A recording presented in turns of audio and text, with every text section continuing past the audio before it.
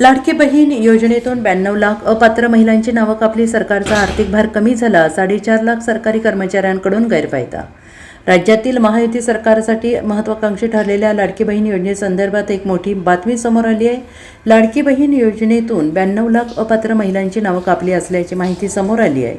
परिणामी सरकारचा आर्थिक भार कमी झाला आहे. तब्बल 4.5 लाख सरकारी कर्मचाऱ्यांकडून या योजनेचा गैरफायदा घेण्यात आलेला आहे, अशी माहिती समोर आली. एकूण 4.5 लाखाहून अधिक शासकीय कर्मचाऱ्यांच्या कुटुंबियांनी आणि कर्मचाऱ्यांनी बेकायदेशीरपणे निधी लाटला, अशी माहितीच्या अधिकारात उघड झाली. दरम्यान राज्य शासनाद्वारे राबवण्यात आलेल्या संपूर्ण पडताळणी आणि KYC मोहिमेनंतर महाराष्ट्र शासनाची महत्त्वाकांक्षी मुख्यमंत्री माझी लाडकी बहीण योजनेचा आवाका मोठ्या प्रमाणावर कमी झाला आहे. तर RTI कार्यकर्ते जितेंद्र घाडगे यांनी दाखल केलेल्या RTIमधून ही आकडेवारी समोर आली. तर या मोहिमेमुळे सक्रिय लाभार्थी महिलांची संख्या जवळपास 2,48,00,000 लाखांवरून थेट 1,65,00,000 लाखांवर आली आहे.